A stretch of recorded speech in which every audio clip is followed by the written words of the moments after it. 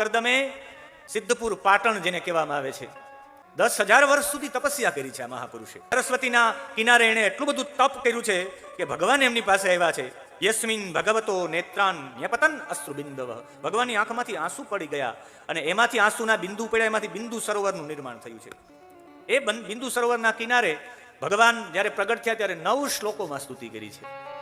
આને કહેવાય ભારતનો મહાપુરુષ. કરદમે ભગવાન પાસે માંગ્યું છે કે ભગવાન, કામ હતો અનુબદ્ધ, અમે બધા અનુબદ્ધ છે કામ વાસનાથી, એટલે મને મારી કામ વાસના દૂર થાય એટલે સમાન શીલામ ગૃહમેદ ધેનું. મારી 10,000 વર્ષ સુધી તપ કરવા પછી પણ કામ વાસના દૂર નથી થતી. ભગવાનનું પ્રિય બનવું હોય તો સ્વીકારી લેવાય ભગવાન પાસે. આપણે તો જેને આપણા પ્રિય માનીએ છીએ, જેને આપણા ભગવાન માનીએ છીએ, જેને આપણું સર્વસ્વ માનીએ છીએ, ત્યાં પણ છુપાવીએ. મારી નબળી વાત કોઈ જાણવા જ ન જોઈએ, પણ આને તો પ્રગટ કરી દીધું કે 10,000 વર્ષ સુધી ભગવાન ભલે મેં તપ કર્યું છે, પણ મારી અંદર કામ વાસના ભરેલી છે.